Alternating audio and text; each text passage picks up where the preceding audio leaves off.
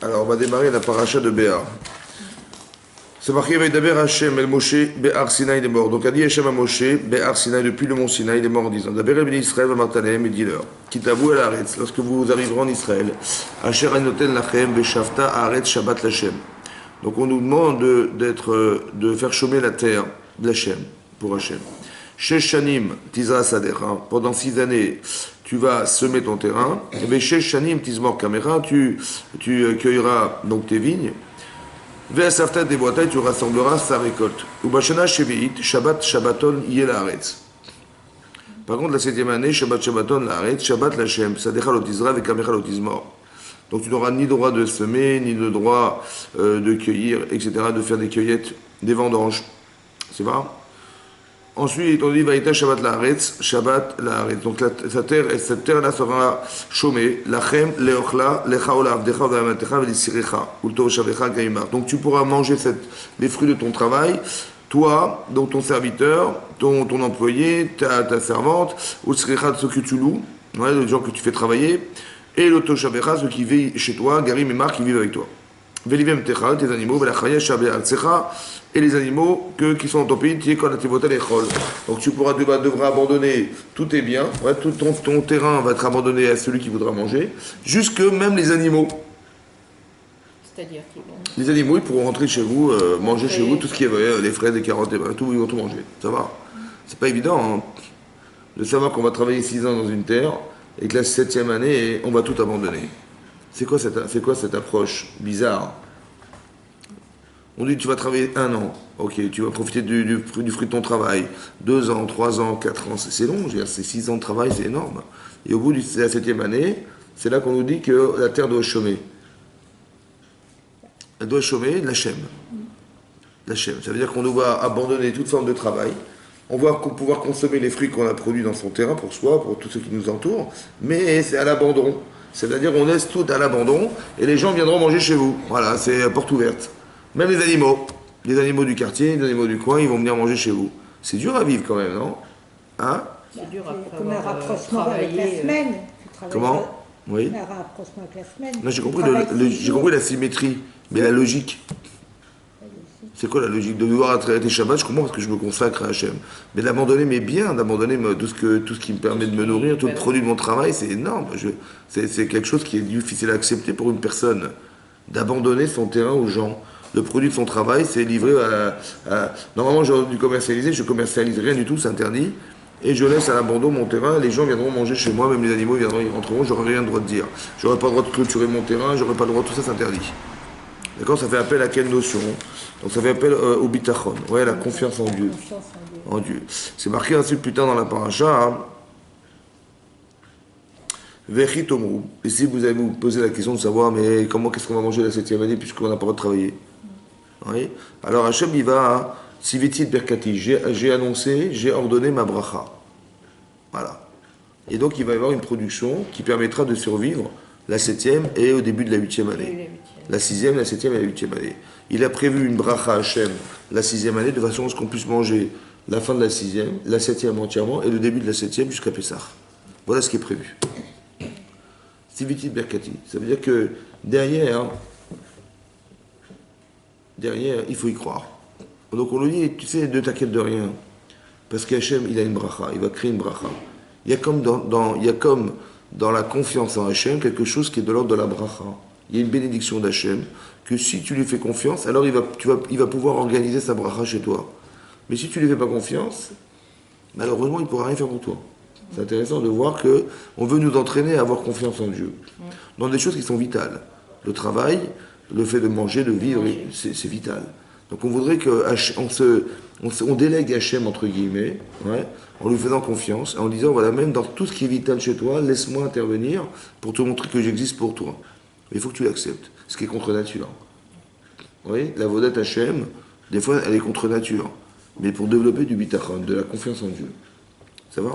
Ok. De manger, de boire, il faut bien distinguer 2 choses. Pourquoi c'est dur? Pourquoi c'est dur d'accepter d'abandonner son terrain? Parce que physiquement, comment je vais manger? La question de Vechi Tomru, et si vous vous posez la question, mais comment vous allez survivre? Comment on va changer? On va s'entretenir, comment c'est possible. Alors, on demande d'avoir confiance en Dieu. Mais la question, elle est pas, elle est intellectuellement non acceptable, mais parce qu'on a un physique. La question de manger, de boire et de vivre, la question elle est physique. Il faut savoir que la problématique du bitachon, la confiance en Dieu, c'est physique. Comment je vais organiser ma vie physiquement? Comment je vais survivre physiquement? Donc le problème du bitachon, la question posée, il faut bien la comprendre. Parce que quand on a tous un problème de bitachon, de confiance en Dieu, la question de la confiance en Dieu, elle est physique en fait. Et comment on va faire? Et comment on va s'en sortir? Et comment on va comment on va vivre? Et comment on va survivre? Ça va? C'est un problème physique. Donc il faut arriver à solutionner son physique. Ça va? D'accord? La problématique, elle est physique. On sait qu'on devait avoir confiance en Hachem. Et cette chose-là, elle était organisée par la Shemitah. Alors qu'est-ce que c'est que la Shemitah? Dans la Torah, c'est clairement marqué, il y a 7 années, il y a 6 années de travail, la 7e, on s'arrête. Et on redémarre la 8e année, et on s'arrête la 14e année, etc. On voit par étapes, jusqu'à arriver au Yovel. Le Yovel, c'est le jubilé. Mais comment c'est échelonné? Vous avez vu comment c'est fait? Ça rappelle le Homer. Ouais. Ça va, le Homer. Voilà.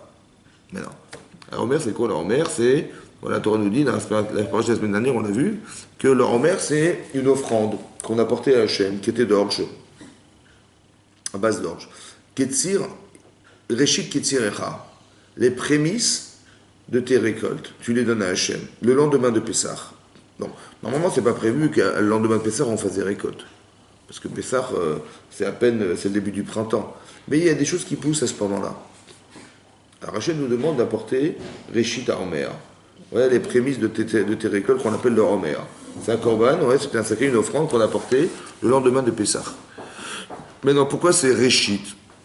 Parce que quand on a travaillé toutes ces années sur son terrain, toute l'année on a travaillé sur le terrain, et le produit de mon travail, c'est ce que j'ai récolté. On demande à l'homme de l'apporter à Hachem. C'est dur d'apporter son premier salaire à Hachem, de donner son premier salaire à ses parents. C'est dur, parce que c'est le produit de tout mon travail. Le produit de départ, c'est Hachem. Pourquoi c'est comme ça? Pourquoi le Reshit?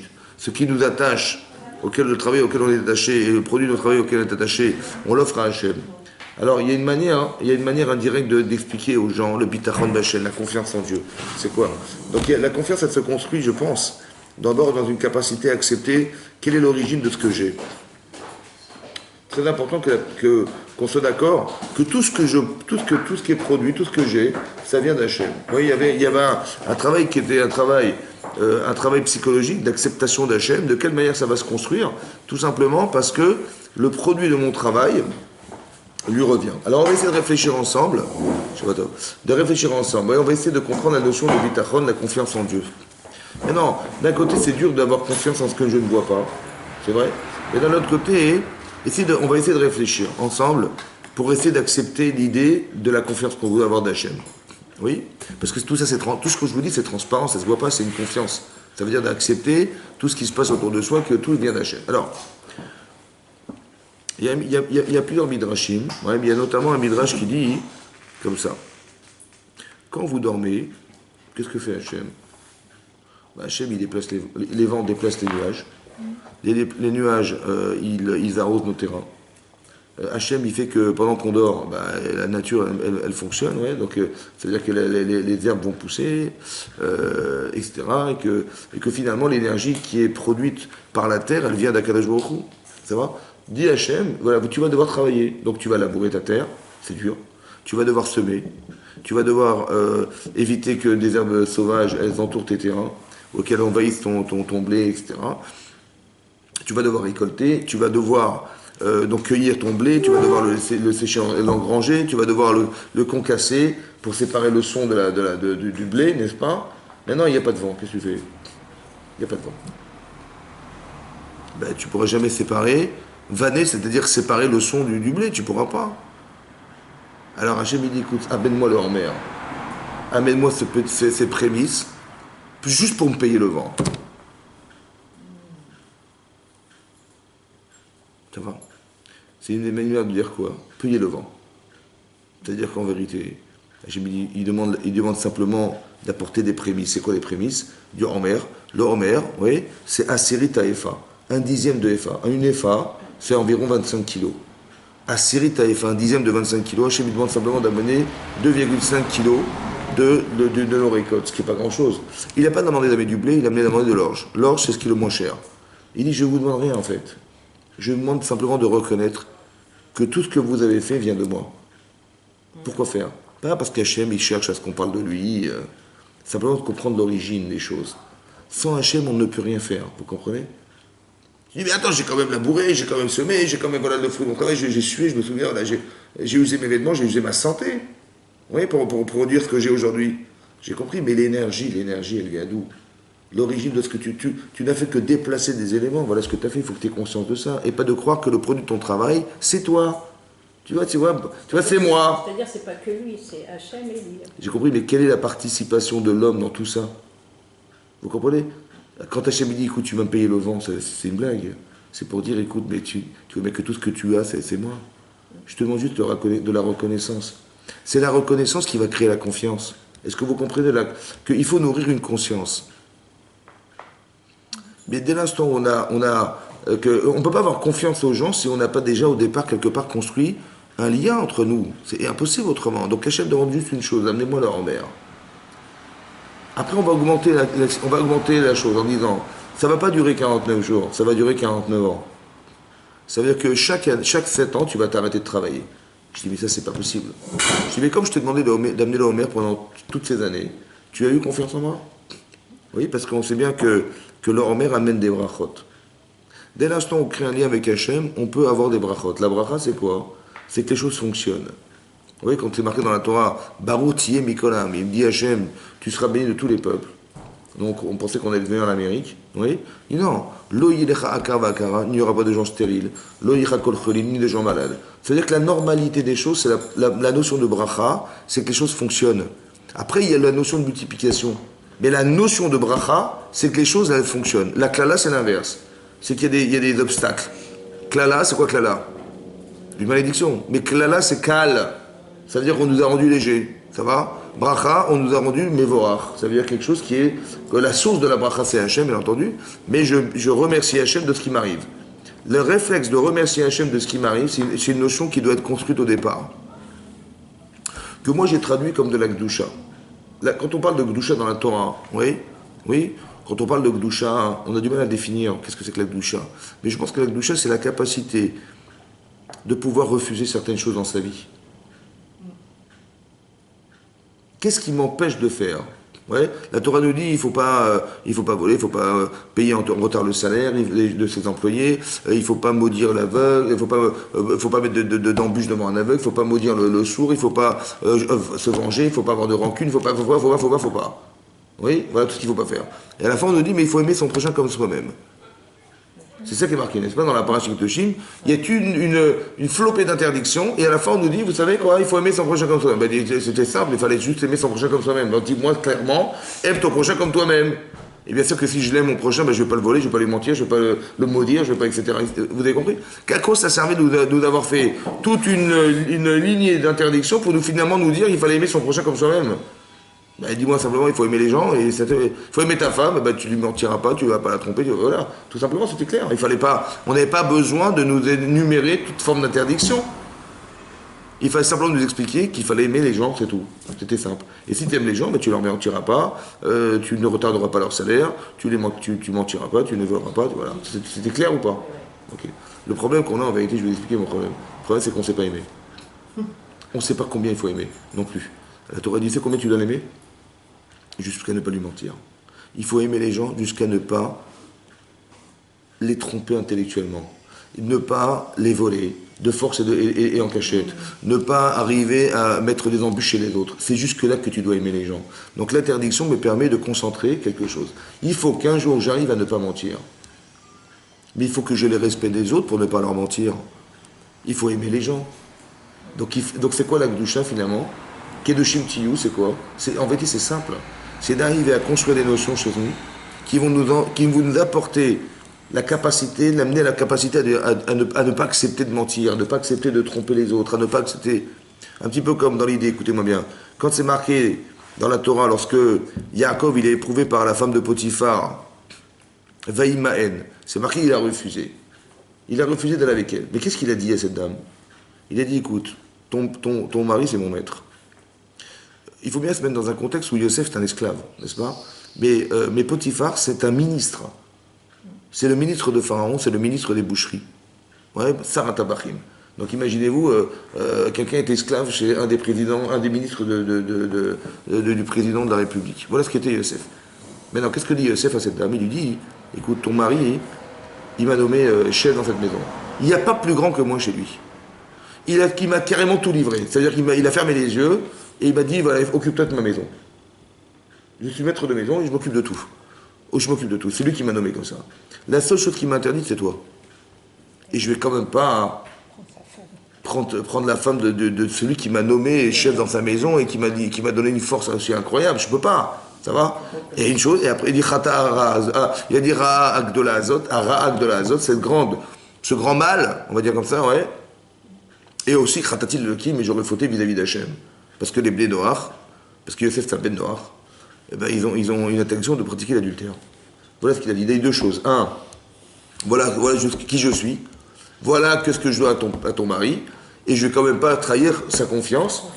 Et tout le bien qu'il m'a fait, en le prenant sa femme, c'est pas possible. Et à part ça, il a dit, et je vais fauter vis-à-vis d'Hachem. Donc il a eu un discours social et un discours religieux. C'est quoi ça? Qu'est-ce qu'il a fait? Qu'est-ce qu'il a essayé de faire? Qu'est-ce qui peut empêcher quelqu'un de faire une avéra pareille? Il m'a fait confiance. Et cette femme, elle me court après toute la journée. Qu'est-ce que je vais y faire? Qu'est-ce que je peux y faire? Mais bien sûr que je vais lui faire plaisir, ça va? Puis c'est pas grave, il n'en saura rien. Non, il faut avoir honte. Honte de trahir la confiance qu'on nous donne. C'est quoi ça? Qu'est-ce que c'est que ça? Vous savez ce que c'est ça? C'est l'Akdoucha. Non, il y a la confiance aux autres. Quelqu'un m'a fait confiance. Il a fermé les yeux sur tout ce qu'il m'a donné. Il m'a nommé chef dans sa maison. Vous avez compris? C'est ces notions-là qu'il faut construire chez soi. C'est ce qu'on appelle de l'Akdoucha. Parce que c'est ça qui va m'empêcher de faire une avéra.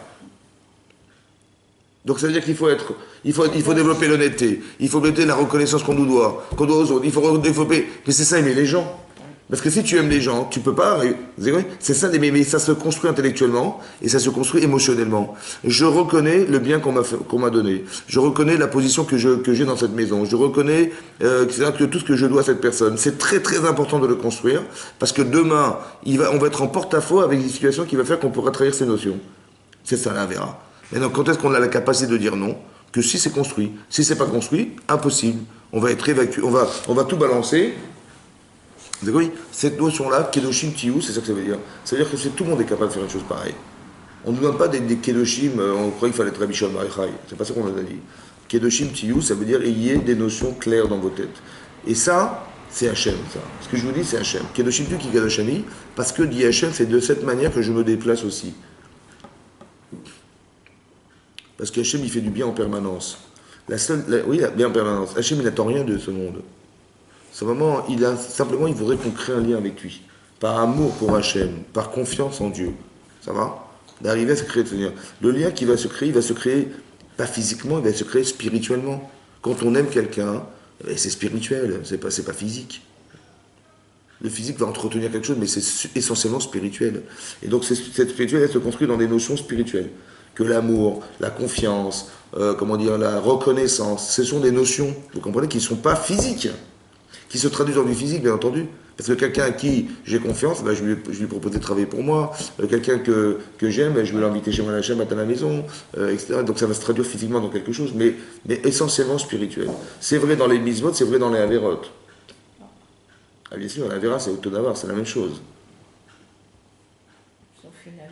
La Avera n'est pas simplement ce que j'ai fait. La Avera, c'est ce qui a nourri cet acte. Ce qui m'a poussé à... Ben oui, parce que quand on a donné l'exemple de Yosef qui a été vendu par ses frères, la Avera, c'est la vente. Mais qu'est-ce qui a provoqué la Avera? Qu'est-ce qui a provoqué la vente? La jalousie, la haine, etc. Donc le travail, vous avez vu, c'est spirituel en fait. La haine, c'est spirituel. La jalousie, c'est spirituel. La rancune, c'est spirituel. Le fait qu'on nous fasse de l'ombre, c'est spirituel. Je vois que mon père, il préfère cet enfant que nous. C'est vexant. La vexation est spirituelle. Vous comprenez ou pas? Ce sont des problèmes spirituels en fait, qu'on n'a pas su traduire et qu'on n'a pas su solutionner, qui ont engendré évidemment la solution, c'est la vente. C'est ce qui nous soulage. Mais la Avera, elle n'est pas orchestrée chez moi. Bien sûr qu'elle est très grave, la Vera d'avoir vendu Yosef, évidemment, mais ça n'est que la conséquence d'une attitude, d'un comportement, d'une mauvaise appréhension. C'est sur ça qu'on doit travailler. C'est ça qu'il a manqué, la Gdusha. On est tombé dans un panneau qui, si on avait eu une relation avec Yosef différente, on n'aurait jamais vendu Yosef. L'amélioration du rapport à Yosef, c'était d'essayer de comprendre la différence qui devait pouvoir nous aider à vivre ensemble et pas nous séparer. C'est ça la Avera. Vous comprenez? Et bien autant spirituellement on peut s'attacher aux gens, autant spirituellement on se détache des gens. Vous savez ce qu'il voudrait Hachem? Il voudrait qu'on ait confiance en lui. Il nous dit, écoutez, c'est clair, vous allez arrêter de travailler pendant un an. Je dis, mais comment je vais faire? Et fait Chitomrou, et comment? Et si tu te poses la question, mais comment je vais m'en sortir? La 6e année, c'est la 7e année, on n'a pas le droit de cultiver, on n'a pas le droit de travailler, on n'a pas comment on va survivre? Siviti de Birkati. Hachem, il dit, tu me fais confiance, j'ai ordonné ma bracha. Tu verras que tu t'en sortiras. Et tu verras que la bracha faisant, tu vas pouvoir te nourrir, etc. Mais si on a une bracha d'une année, oui, à quoi sert d'avoir confiance en Hachem? À quoi ça sert d'avoir confiance en Dieu? Indépendamment du lien qu'on a créé avec Hachem, mais à quoi ça sert physiquement d'avoir confiance en Dieu? Mais je pense que la confiance, c'est comme ça. Si je n'ai pas besoin de travailler, alors je vais nourrir autre chose chez moi. C'est la connaissance. Ça veut dire que j'aurai le temps d'étudier, j'aurai le temps de pratiquer mes mitzvot, ce que je n'ai pas le temps dans l'année. Parce que quand on est un agriculteur, c'est du matin au soir. Ça veut dire qu'il faut labourer la terre, il faut faire attention que notre terrain soit bien entretenu, qu'il n'y ait pas des animaux qui vont entrer dedans, que j'ai du bétail, mais que des loups ne vont pas rentrer, etc. Donc il y a un travail personnel qui est permanent, qui est permanent. C'est évidemment comme ça que ça se passe. Quelqu'un qui a un cheptel d'animaux qui produit du lait, c'est tous les jours. Vous comprenez? Donc il n'a pas le temps, on n'a pas le temps. La bracha, c'est d'avoir du temps. Est-ce que vous comprenez que la bracha, c'est d'avoir du temps? Que le fait d'avoir une multiplication matérielle me permet de libérer mon temps. Et ça va être une préoccupation de tous les jours. Pourquoi je vous dis ça? Parce qu'on ne se rend pas compte, malheureusement, que la raison d'être, aux yeux des Chachamim, de la raison d'être de notre raison d'être sur la terre, c'est d'accéder un jour au Malababa. Essentiellement. Ça va? Donc il y a un vestibule qui s'appelle le Olamazé, qui dure toute ma vie. C'est un vestibule. Mais il faut savoir qu'au bout de ce vestibule, il y a une porte. Et le but, c'est d'atteindre la capacité qu'on aura de rentrer dans l'espace qui est derrière cette porte. Donc il y a une préparation. D'accord? Comme toute sa vie, je sais pas, quelqu'un qui fait une prépa pour rentrer en école d'ingénieur, prépa pour rentrer, je sais pas moi. Oui? Préparation, c'est clair que je me prépare à quelque chose. Mais non, il faut bien comprendre que l'objectif, c'est de se préparer pour. Mais non, cette notion-là, il faut qu'elle soit claire dans nos têtes. On est là pour quelque chose. D'accord? Il y a un objectif derrière. Mais non, l'objectif à atteindre, c'est d'arriver à être le plus proche de la notion d'être homme ou femme sur la terre. Mais non, je ne sais pas ce que veut dire être femme, moi. Je ne sais pas, est-ce que être femme, c'est suivre la mode? Est-ce que être femme, c'est de pouvoir travailler comme les hommes et les femmes? Je ne sais pas, moi, c'est quoi être femme? Est-ce que d'être femme, c'est d'être une femme au foyer? Je ne sais pas.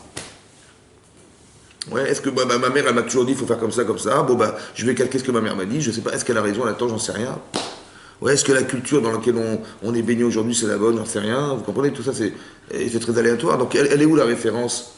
C'est quoi? Vous dites, mais non, mais c'est choquant de voir des femmes qui travaillent comme ça, c'est choquant de voir des femmes qui revendiquent ça. Mais qui vous dit que vous pensez juste? On n'en sait rien, vous comprenez? Parce que tout ce que nous sommes que le produit d'une influence culturelle, géographique, littérature, tout ce que vous voulez. Je veux dire, ouais, oui, on vit dans un milieu, donc on est forcément influencé. Mais il est où le Hémet? J'en sais rien, moi. Est-ce que vous comprenez qu'Hachem a été obligé de donner la Torah un jour? Est-ce que vous comprenez que la Torah a été donnée pour qu'on arrive à calquer quelque chose qui est le Hémet d'Hachem? Mais pour accepter la Torah, je pense qu'on doit lui faire confiance. Parce que quand j'ai une confiance aveugle, alors tout ce qu'il me demandera, je le ferai. Mais quand je doute, quand j'hésite, je dis attends, il m'a donné ça, il a donné la Torah, il faut faire Shabbat, il faut être Sanoua, il faut machin, je sais pas, on verra plus tard. C'est bon. Donc il y a une partie de la Torah que j'ai occultée. Mais est-ce qu'elle est cachée à ma Torah? J'ai un Sefer Torah, il manque des lettres. Est-ce qu'il est caché à mon Sefer Torah? Il n'est pas caché. Donc est-ce que j'ai le droit de réfléchir en disant écoute, ça j'accepte, ça je ne veux pas, je sélectionne? Ou je dis non, je ne sélectionne rien du tout. C'est moi qui ai un problème, je m'adapte. Parce que la vérité, c'est ce qu'on me propose. Mais pour pouvoir raisonner de cette manière, il faut avoir confiance en Dieu. C'est-à-dire, avant d'accepter la Torah, il faut faire le Homer. Avant d'accepter la Torah, ouais, il faut commencer à comprendre qu'un jour, il faut lui faire confiance. Dis Hachem, arrête-toi une année. Je dis, mais comment je vais faire quoi? Je panique. Je dis, mais t'inquiète pas, j'ai ordonné ma bracha. Mais qui dit que ça va marcher? Qui dit que je mérite? Qui dit que je sais pas quoi? Toutes ces questions, ce sont des questions d'Yetzer, en fait. Parce que mais si j'ai confiance, il n'y a pas de problème. Donc il faut que j'expérimente. On apprend un principe ici, que l'expérimentation physique permet d'accéder à des niveaux qui intellectuellement sont acceptables, mais pas physiquement acceptables. Donc puisque toute la question de la confiance, elle est physique, en fait. Parce qu'on nous demande d'arrêter de travailler pour quelque chose, vous voyez, pour atteindre quelque chose, puisque la question est physique. Quand je dis la question physique, ça veut dire que la problématique, c'est comment je vais nourrir mon corps et comment je vais m'en sortir. Donc puisque la problématique est physique, il faut répondre physique. Oui, il ne faut pas se tromper. Parce que si vous dites à des gens comme ça, mais non, mais Dieu est grand, tu verras, ou je lui explique de façon théorique, ça ne va rien répondre. Ça va, il va vous dire oui, tu as raison, mais ça reste intellectuel, malheureusement, ça ne répond pas à son problème. Parce que, ok, tu as raison, mais comment on va manger demain? Il faut répondre à la question de la personne. La personne, elle n'a pas un problème intellectuel, elle a un problème physique. Qu'est-ce que je vais manger demain? Ça va? Donc il faut lui répondre, manger demain, tu verras physiquement que ça va se passer comme ça. Il faut répondre à du physique, à des questions physiques. Il faut répondre intellectuellement à des questions intellectuelles. Si un type il a un problème intellectuel, le chacham, ou Omer, il dit il nous pose des questions, tiens, comment on fait korban? Ok, intellectuellement, je t'explique. Mais là, c'est pas un problème intellectuel. Et si vous vous posez la question de qu'est-ce qu'on mangera demain, j'ai pas de problème intellectuel, moi. J'ai un problème physique. Voilà. Donc il faut répondre, écoute, arrête-toi de travailler. Mais je peux, essaye, vas-y, essaye. Et tu verras que ça va. Et si tu fais confiance en Dieu, voilà. C'est comme d'arrêter de travailler Shabbat. Essaye! Tu dis, putain, mais théoriquement, économiquement, c'est impossible. Je sais exactement ce que je gagne Shabbat, on peut pas. Essaye! C'est ça qui est dur, vous avez compris? Essaye, et tu verras que, comme d'expliquer à quelqu'un qu'est-ce que c'est que Shabbat. Essaye d'expliquer aux deux gens qu'est-ce que c'est que Shabbat. Est-ce qu'ils vont comprendre, les gens? Mais ils vont pas comprendre, c'est intellectuellement insupportable. Parce que tu peux pas, ok, tu passes en famille, machin, mais tu peux pas prendre ta voiture, tu peux pas te déplacer, tu peux arriver, t'es bloqué. Voilà, donc t'es emprisonné dans ta maison, voilà ce que t'es, voilà. C'est ça, c'est ton plaisir. Bon, vous avez compris qu'intellectuellement c'est incompréhensible. Seulement, il y a une Gdoucha qui est inexplicable, que quand tu vis ton Shabbat, ça se passe autrement. Ça va? Ça se passe, et au contraire de ce qu'on imagine, que quand tu vis ton Shabbat, bah, tout à coup, tu as envie de refaire Shabbat. Ce qui est incompréhensible, vous comprenez? Il y a une Kidusha dans le Shabbat, il y a quelque chose, il y a dans l'esprit de Shabbat quelque chose qui nous pénètre et qui reste quelque chose. Il y a une bracha, voilà ce qu'on appelle la bracha. Il n'y a que dans ce que tu vas réaliser que ça va dans ce que tu vas concevoir, il y a une contradiction, il y a un paradoxe, et dans ce que tu vas vivre, tout à coup, ça se solutionne. Incompréhensible. C'est comme ça. Confiance en Dieu. Hachem, il nous sort d'Égypte, qu'est-ce qu'il nous dit? Vous allez me suivre dans le désert. Encore une fois, la notion de bitachon. Ça veut dire que, mais c'est pas possible. Mais quelque part, c'est intéressant que la relation que j'ai avec Hachem est dans l'impossible.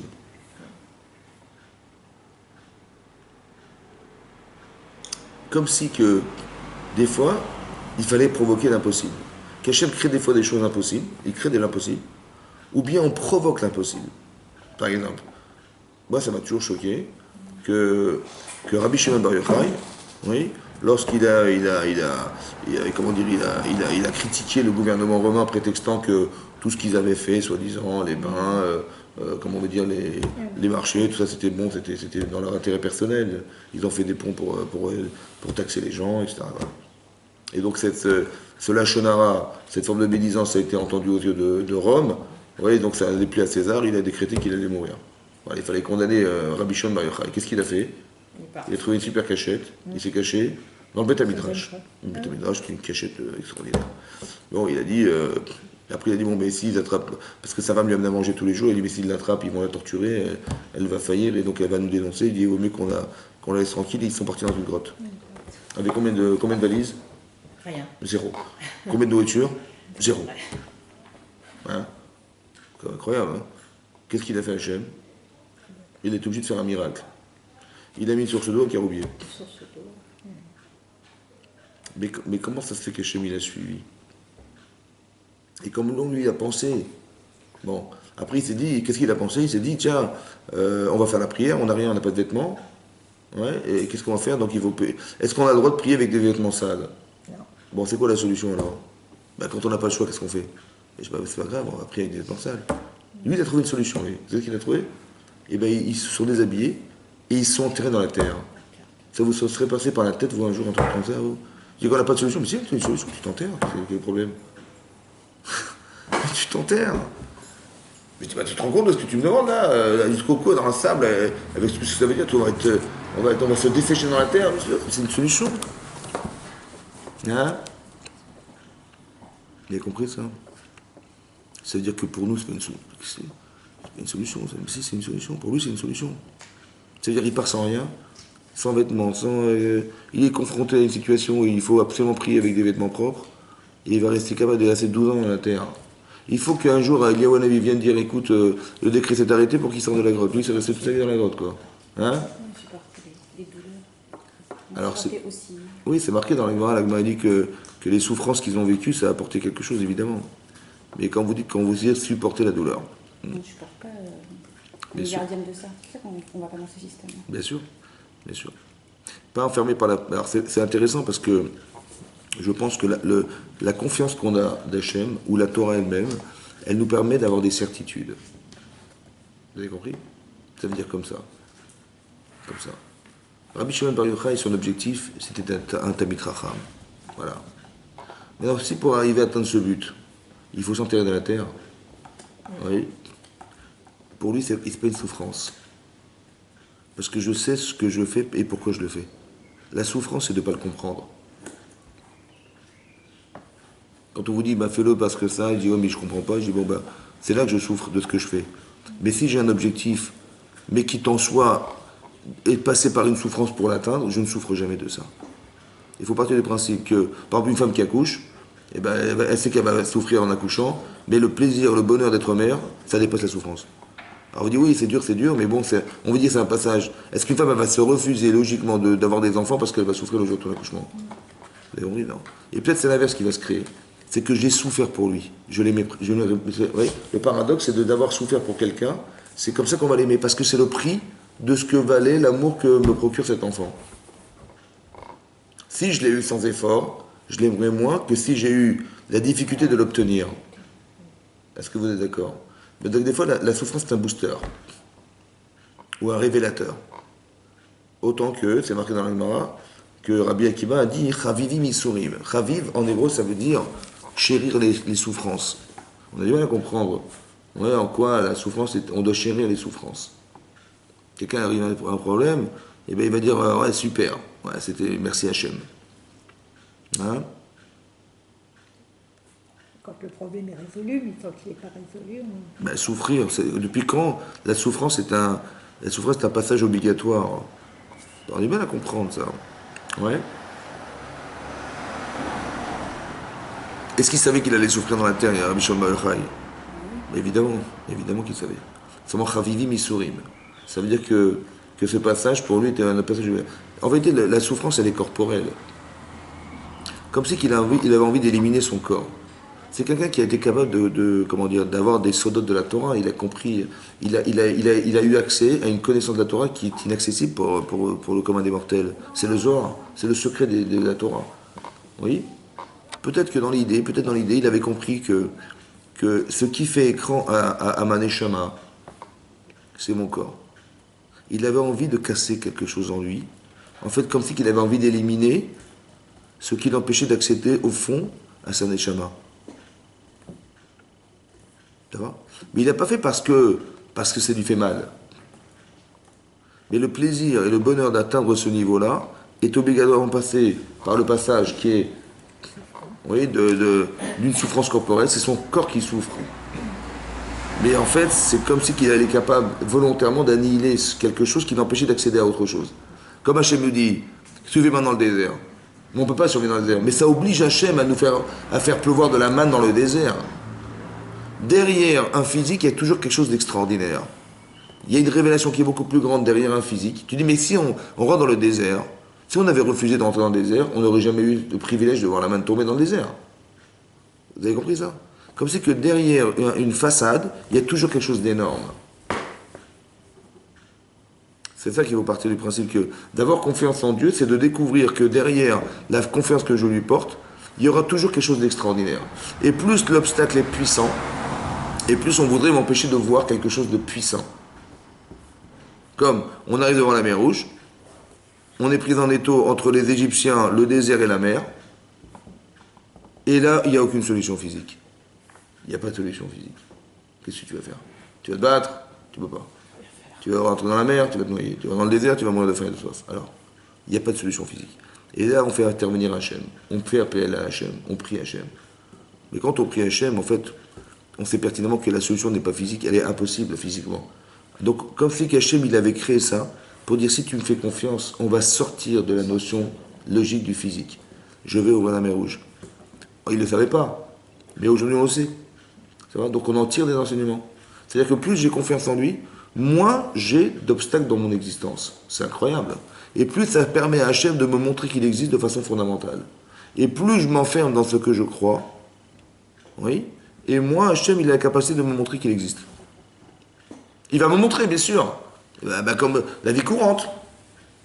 La vie courante, tu dis, la parnassa, je m'amine que ça vient d'Hachem. J'ai un peu de mal à y croire, parce que bon, je travaille, mais voilà, il faut essayer de découvrir dans l'inconnu quelque chose. Mais lorsque Hachem il me propose des situations, oui, qui sont des situations de souffrance, entre guillemets, c'est nous permettre d'accéder à au-delà de la souffrance. Chavivim Isurim. C'est que quand vous avez il faut partir du principe, quand on a un grand Yetzirah dans la vie, oui, dans certaines avérotes, c'est révélateur d'une grande doucha qu'on voudrait nous dévoiler. Vous comprenez? Par exemple, Yosef, il est arrivé à ce qu'il a fait, il avait une kedusha qui s'est révélée être consciente parce que cette femme l'a convoité. C'est là qu'il a su qu'il avait cette doucha en lui. Je vais vous expliquer une chose. Dans les mitzvot, on peut ne pas voir forcément la personne. Parce qu'on peut faire des mitzvot par habitude. On peut mettre les filles par habitude, par éducation, on peut faire du chesed parce qu'on a été éduqué dedans, parce que... Mais est-ce que c'est moi? Je ne sais pas. C'est mon éducation, c'est ma culture, c'est le judaïsme, voilà, c'est ça. Vous avez compris? On peut faire des mitzvot par ça. Mais c'est pas forcément moi. Quand est-ce que je sais que c'est moi? C'est dans la vera. Est-ce que tu vas accepter ou tu vas refuser? Tu vas accepter ou tu vas refuser? Si tu acceptes, c'est que tu es faible. Et si tu refuses, c'est que tu es fort. C'est là que je vois que tu as quelque chose en toi. C'est pas, tu vas pas me dire, j'ai refusé de faire une avéra par éducation. Ça n'existe pas, ça. Ça va? J'ai refusé de faire Shabbat parce que mon père il m'a dit qu'il fallait pas faire Shabbat. Ça n'existe pas. Si tu as très envie de gagner de l'argent Shabbat, tu as de l'échange d'en gagner plus Shabbat que les jours de reste de la semaine. Donc la gdoucha de la personne, elle se révèle dans le fait de refuser la vera. Pour ça qu'on verra que la misode qui vous d'Abahem, oui, les exemples donnés dans la Gemara, ce sont des exemples d'affront. Sa mère, elle lui a fait un affront. Elle lui a dit, elle lui a déchiré son vêtement, elle lui a mis une claque dans la figure, son argent elle est jeté par la fenêtre, et il n'a pas bronché. Ça va? Et ça, la Gemara dit, ça c'est un kiboud Abahem fantastique. J'ai dit, je comprends, mais dis-moi qu'il lui a fait une voiture le jour de son anniversaire, il a fait un effort extraordinaire pour sa mère. Ça, c'était une mitzvah positive. Pourquoi tu m'as marqué le kiboud Abahem, le respect de ses parents dans le négatif, en lui disant, voilà, il lui a fait un affront, il a rien dit? Pourquoi c'est dans le non-dit? Pourquoi? Vous savez pourquoi? Parce que quand ma mère, elle me fait un affront, si je réponds, c'est que le respect que je lui dois est plus faible que le mien. Or, on m'a demandé de respecter ma mère. Respecter ma mère, c'est-à-dire que ma mère, je dois avoir du respect vis-à-vis d'elle. Mais quand je dis, mais comment tu as osé faire ça? Et je remets en cause, c'est que je remets en cause le kavod que je lui dois. C'est-à-dire que le mien est plus grand que le sien. C'est là que je sais. Vous avez compris? Est-ce que je respecte ma mère? De lui avoir offert une voiture, peut-être parce que, par reconnaissance, parce que ça se fait pas, ça fait tellement longtemps qu'elle attend, la pauvre, et que j'ai voulu faire plaisir. Mais l'effort fourni n'est pas forcément révélateur de l'acte de chèque qu'elle représente pour moi. Par contre, dans l'invéra, c'est oui représentatif. C'est-à-dire que quand Hachem nous teste par le Yetzer, c'est pour nous montrer quel niveau de Gdusha nous avons atteint. Très intéressant. Hein. Mais le niveau de Gdusha dont je vous ai expliqué, c'est tout ce que vous avez nourri psychologiquement en vous, qui sont des notions de Torah en fait, et qui vous permettent de vous construire. C'est pour ça que d'aimer son prochain comme soi-même, c'est une règle fondamentale. Parce que pour le comprendre spirituellement, il faut l'avoir compris physiquement. Mais physiquement, dans le sens où il y a quelqu'un en face de vous. Vous le comprenez parce que ça vous parle, parce que c'est vivant, ça existe. Mais tout ce que le relationnel à l'autre, c'est un relationnel qui permet d'accéder à des notions qui vont me permettre de mieux comprendre Hachem. Par exemple, il faut honorer Hachem, il faut le craindre, Ben, la mitzvah de respecter mes parents autant que de craindre mes parents me permet d'accéder à la crainte d'Hachem. On est shutafim. Hachem est associé. C'est quoi l'association?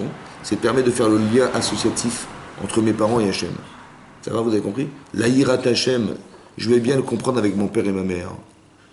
Parce qu'on va pas dire, il y a la hirat, bon, en tant qu'enfant, on a peur des coups, mais il y a la hirat, une autre hirat.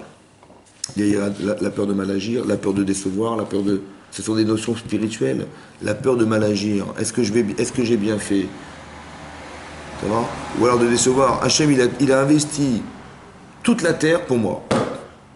Il a quand même investi pour moi tout ça. Ouais. Est-ce que j'ai le droit de trahir ce qu'il a fait pour moi? Ça va? Ces notions-là, c'est les notions que j'ai construites avec mes parents. Et qui après basculent sur le social, le professionnel, Hachem, etc. Vous comprenez comment ça se passe? Voilà. C'est pour ça que celui qui respecte ses parents, pour ça que nous, on a le devoir, en tant que parents, de permettre à nos enfants de nous respecter. Nous, en tant que parents, on a le devoir de permettre à nos enfants de nous respecter. Parce que si je ne permets pas à mon fils de me respecter, il n'a pas de père. Et s'il n'a pas de père, Hachem ne sera jamais son père. C'est logique ou pas? Quand on n'ose pas demander à Hachem, on ose demander à ses parents. Mais si je n'ose pas demander à Hachem, c'est que Hachem n'est pas mon père. Entre guillemets, vous avez compris? La notion de père, il y a un frein entre Hachem et mon père. Il y a quelque chose qui m'empêche d'atteindre ce niveau-là. Et ça, c'est parce que je ne l'ai pas assez construit avec mon père. Parce que mon père, je n'oserais pas. Alors, je n'oserais pas non plus avec Hachem. Mais si j'ose, ouais, il y a cette forme de familiarité, entre guillemets, qui s'est créée parce que j'aime mon père, parce que, comment dire, je sais qu'il me respecte, je sais qu'il m'aime, donc je peux me permettre de lui proposer, de lui demander. Comme on voit chez les tzadikim, que, dit la Rashi dans Parashat Hanan, que les tzadikim, ils osent demander à Hachem gratuitement, Moshe il ose demander à Hachem de rentrer en Israël sans aucune raison. C'est parce qu'il a envie. Ça va? Gratuitement. Pas qu'il va faire dépendre le fait de voir le privilège de rentrer en Israël parce que monsieur il a fait des mitzvot.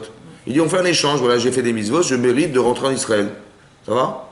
Hachem, Moshe dit non, il demande Bechinam, Vaetranan el Hachem. Il a demandé gratuitement de rentrer en Israël. Sans aucune condition. Depuis quand on demande gratuitement à des gens? Hein, ça existe dans votre vie, vous avez demandé. Est-ce que vous avez l'audace de demander gratuitement à des gens dans la main? On dit, hein? Voilà, c'est tout. Donc ça veut dire que pour demander à Hachem gratuit, il faut qu'il soit mon père. Mais la notion de père, où je l'ai construite, moi? Avec mon père. Mais si mon père n'a pas été mon père, ou bien je n'ai pas fait ce travail de respecter mon père, comment voudriez-vous que j'accède à ça? C'est impossible. Donc on doit être des bons parents. Ouais? Oui? Parce que si on est des mauvais parents, on empêche nos enfants d'accéder à ces notions. On raisonne, on réfléchit, on raisonne. Donc il y a des repères. Mais quelle est la qualité des repères? Ça peut être culturel, ok, bon, on a eu la chance d'avoir été bien éduqués, mais le repère en vérité c'est la Torah. C'est pour ça qu'on peut y échapper, c'est impossible. Vous savez, Chorma Bagoim, Ta'amin, mais Torah Bagoim al Ta'amin. La Chorma, tu peux croire, mais la Torah, il n'y a pas. Il n'y a que chez nous qu'elle existe. Vous avez compris? Donc si j'ai compris ça, donc j'ai confiance en Dieu. Et j'ai confiance, et donc je vais m'investir dans la Torah. Le problème c'est que j'ai pas le temps. C'est ça mon problème. Alors dis à Hachem, fais-moi confiance. Que tous les 7 ans, tu vas t'arrêter. Vous avez compris? Et pour ça, il faut que tous les ans tu apportes le Homer. D'abord tu te rends compte de tout ce que tu as, ça vient de moi. Pour qu'on arrive à créer des liens. Quand tu fais des mitzvot, on crée le lien. Quand tu fais des avérotes, on casse le lien. C'est-à-dire quoi? C'est pas, vous savez qu'on souvent nous a dit, quand on fait des avérotes, ben Dieu nous punit. Hein?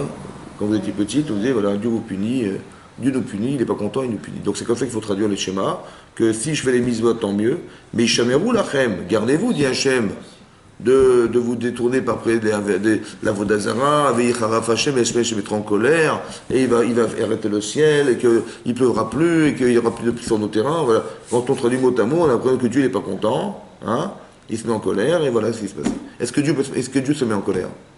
Non. D'où vous savez? Parce qu'il nous envoie autant de... La logique de se mettre en colère, c'est quoi la logique de se mettre en colère? C'est physique. C'est physique. Si, d'abord. C'est réactif. Il y a une réaction à quelque chose. Mais une réaction positive ou négative? Négative. Par exemple, si votre mari vous engueule un jour, Qu'est-ce que vous allez dire? Il a raison ou il a tort? Il a tort. Il a tort, pourquoi? Il a toujours tort. Mais pourquoi c'est avoir tort? Parce qu'il vous a humilié, il vous a pas considéré. Mais est-ce que Dieu peut se mettre en colère contre moi? C'est qu'il a une carence, il n'a pas compris que j'ai besoin d'être respecté. Donc l'énervement, c'est une carence, c'est une faiblesse. Est-ce que Dieu est faible? Donc il ne s'énerve jamais. Donc il y a marqué Vaïcharaf Hashem, dans le texte de l'Krat Shema, c'est d'expliquer une notion humaine. Ouais, la Torah elle parle Kelachon Bene Adam, le langage humain pour qu'on le comprenne. Mais il n'y a pas d'énervement, Dieu ne s'est jamais mis en colère. Pourquoi il s'est mis en colère? Parce que l'indépendance, c'est de ne pas dépendre de quelque chose qui me remettrait en cause. L'indépendance, c'est de ne jamais être remis en cause par ce qui m'arrive. Dans le mauvais sens, je parle. Hein. C'est qu'il m'a traité de sale juif, je lui mets un coup de poing. Non, pourquoi? Il me traite de sale juif, peut-être qu'il est un seul juif. Il m'a traité de sale juif, ouais, bah c'est pas grave, je vais être très naturel. Ça ne me touche pas. Pourquoi ça ne me touche pas? Vous savez pourquoi? Parce que celui qui me traite de sale juif, il est bête. Pourquoi je vais me rendre malade pour un idiot? Des fois, c'est difficile à admettre. Mais pourquoi c'est dur? Je me suis reconstruite. Écoutez-moi bien. Il y a votre moi qui vous parle. C'est vrai. Mais si vous vous êtes vexé, il a gagné. Il y a deux choses à comprendre. Mina Shamaim, j'ai été traité de ça juif, c'est peut-être j'ai un problème d'être juif. Mais ça, c'est le Mina Shamaim, c'est le message de Shem. Mais ce message, je l'entends. Le professeur m'a dit, t'as un problème. Ok, j'entends, je remets en cause. Mais est-ce que je remets en cause la personne qui m'a dit?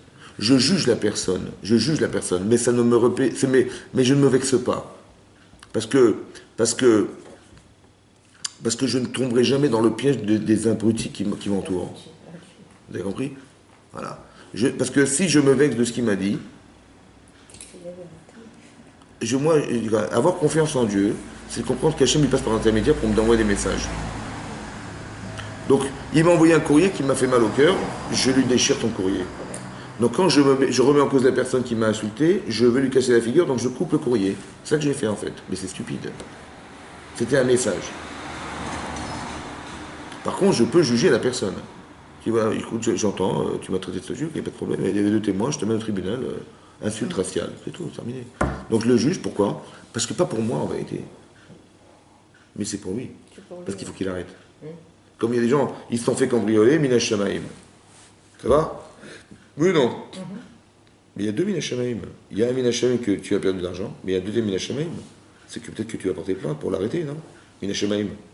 Pourquoi tu crois toujours Minashamaim ce que tu subis? Non, peut-être Minashamaim qui Hachem il a envoyé cette chose chez nous pour dire écoute, ce type il faut l'arrêter, t'as le route de l'arrêter.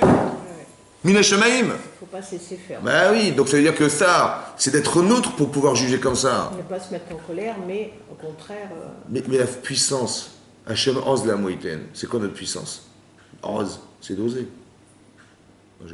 Mais ose, la puissance qu'on a, c'est la gdoucha qu'on a, le recul qu'on a, qui nous permet de pouvoir ne pas tomber dans les pièges de toutes les réactions qu'on devrait avoir. On n'est pas des gens qui réagissent, on est des gens qui comprennent, des gens qui sont, on est quelque chose. Ma culture m'aurait dit, si j'avais vécu dans les banlieues, casse-lui la figure. Un peu plus élevé, j'aurais dit, laisse tomber, il dit des bêtises, ou sauve-toi. Ou alors j'aurais un jeune homme, écoute, je l'envoie au tribunal. Voilà. J'ai toujours plusieurs façons de faire. Je ne sais jamais quelle est la bonne. Quelle est la bonne? Est-ce qu'il faut lui casser la figure? Est-ce qu'il faut, se sauver? Ou est-ce qu'il m'a traité de ça, je me sauve? Ou bien il faut le traiter au tribunal? Je ne sais pas. Et il va savoir les conséquences, peut-être qu'il y aura ils vont se venger, je ne sais pas quoi faire. C'est quoi la émette? Mais rien dans la Torah. Et confiance en Dieu. Si tu as dit fais ça, c'est que c'est la bonne solution. Vous avez compris la différence? Et bien cette confiance-là se nourrit au début dans la parnassa, dans ce qui t'est vital. Vous avez compris? Dans ce qui t'est vital. Il faut que tu comprennes que la confiance en Dieu se passe dans ce qui est vital chez toi. Et lorsque tu verras que tu vas pouvoir faire confiance en celui qui est ton créateur, ça ne sera plus de la transparence, ce n'est pas une théorie, ça devient quelque chose de pratique.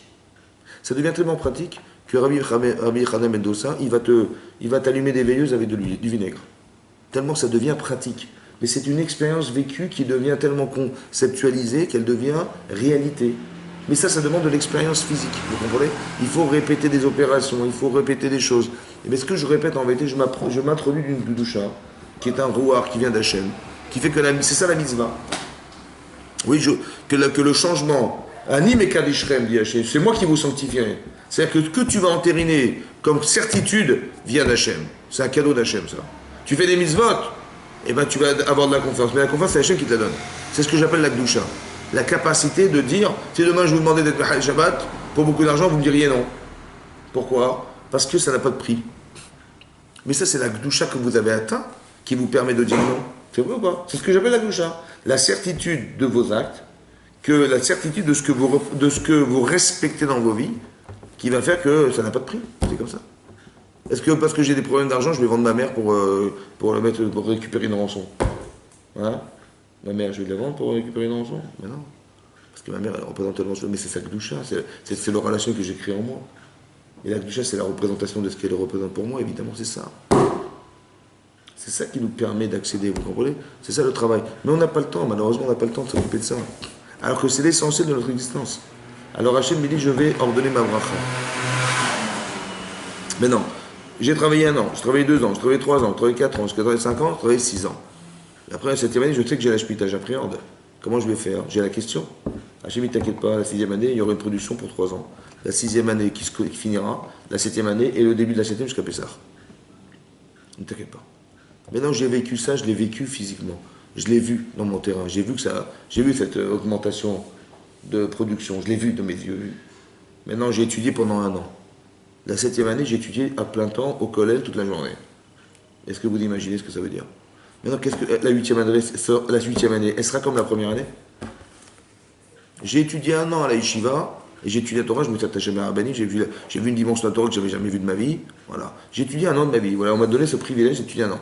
La 8e année, comment ça se passe? Je dis, attends, il faut travailler. Je dis, bah oui, je vais travailler, mais je vais travailler 6 heures, je vais travailler 7 heures, mais pas 8 heures, je peux pas, il faut absolument que j'avance. Et donc, apparemment, j'ai travaillé 7 heures, et j'ai eu une bracha que ça m'a suffi, où je m'en suis contenté. Sa mère Bechelko, je dis, c'est pas grave, pour l'étude de la Torah, je pourrais manger moins, ou avoir des loisirs un peu différenciés, parce que j'ai envie d'avoir du temps. Ok, donc j'ai fait 7 heures pendant 7 ans. D'accord? La 14e année, j'ai dit, ah super, la 14e année arrive, j'aurai une bracha. La 13e année, j'ai eu une bracha, hop, et je me suis lancé, j'ai étudié pendant encore 1 année. Ça va? Maintenant, la 15e année, est-ce qu'elle sera la même que la 12e? Évidemment que non. Etc., etc., etc. Vous avez compris comment ça marche? Mon bitachon me permet d'accéder à des choses, à me libérer du temps. La bracha, c'est d'avoir du temps. On dit le temps, c'est de l'argent, mais en vérité, c'est aussi l'inverse. C'est que le temps, c'est plus que de l'argent. Parce que le temps ne peut pas le remplacer, ça ne se paye pas. Encore faut-il avoir envie d'avoir du temps. Mais pour consacrer du temps à quelque chose, il faut avoir compris à quoi ça sert d'en avoir. À quoi ça sert de rechercher du temps. Mais ça, je vous dis encore une fois, c'est qu'on peut passer toute une vie à n'avoir jamais le temps. Le Tzitz-Hara, il va faire en sorte qu'on n'ait jamais le temps. Voilà, il faut faire ça. Et on se rend compte, comme c'est marqué dans le Père Kavot, celui qui met Kabel sur lui, qui prend sur lui Al Torah, le joug de la Torah, Ma'avirim lo al derech eretz. On lui retire tout le joug du derech eretz, tous les jougs de ce qui va structurer, on va dire, socialement ma vie. Ça va? On lui retire. Tu ne perdras pas ton temps dans les courses que tu as ratées, le client que tu as oublié, tu ne perdras pas ton temps. Parce que ton temps est précieux, alors Hachem, il ne veut pas te faire perdre ton temps. Et c'est proportionnel à soi, vous comprenez? Que les souris de perdre du temps, c'est parce qu'on ne sait pas exploiter le temps. On ne sait pas s'organiser, on ne sait pas avoir des priorités. Alors on perd du temps, alors on fait... Vous avez compris? On dit, ah mais Minash Shamaïm, regarde, j'ai compris, c'est pas de ta faute. Mais qu'est-ce qui t'a envoyé comme message Hachem, parce que c'est pas de ta faute? Il t'a envoyé peut-être que tu perds ton temps, peut-être que tu ne sais pas t'organiser, peut-être que tu n'as pas mis de priorité dans ton existence. C'est ça les messages. Bitachon Bachem, j'ai confiance en Dieu. Que quand ça est arrivé, je dis non mais qu'est-ce que tu racontes, c'est le client. Regarde, il s'est plaint, on lui a envoyé une mauvaise truc, on n'a pas reçu la facture, il a eu de renvoyer le produit, il n'est pas content. Ah mais Hachem, j'ai compris, mais pourquoi tu as vécu un truc pareil? Qu'est-ce que Hachem t'a dit? C'est ça qu'il faut comprendre. Peut-être qu'il t'a dit, bah, tu n'es pas organisé, tu vois, tu ne mets pas les choses en priorité, tu t'es pris ailleurs alors qu'il fallait mettre ta tête là, vous avez compris? C'est ça les enseignements de vie. Mais c'est ça qu'il m'a dit Hachem, c'est ça qu'il faut. Donc c'est pas pas fait souffrir, mais cette souffrance elle est répertoriée chez moi comme un manque dans quelque chose. Donc quand j'ai confiance en Dieu, et ben tout à coup je dis différemment. Je ne vais pas m'arrêter sur le client, pas sur la marchandise, pas sur les moyens. Je vais essayer de comprendre spirituellement qu'est-ce qu'on a voulu me dire. Et ça je le comprendrai sincèrement. Mais encore faut-il que j'ai confiance. Parce que derrière du physique, il y a du spirituel. Toujours c'est comme ça. D'où je sais, parce que j'ai vu la 7e année, j'ai pas travaillé et j'avais le physique. Incroyable. D'avoir confiance en Dieu, c'est de lui permettre de nous communiquer quelque chose. De lui permettre de lui communiquer. C'est vrai, Dieu il veut me parler, mais il ne peut pas parce que j'ai fermé la fenêtre.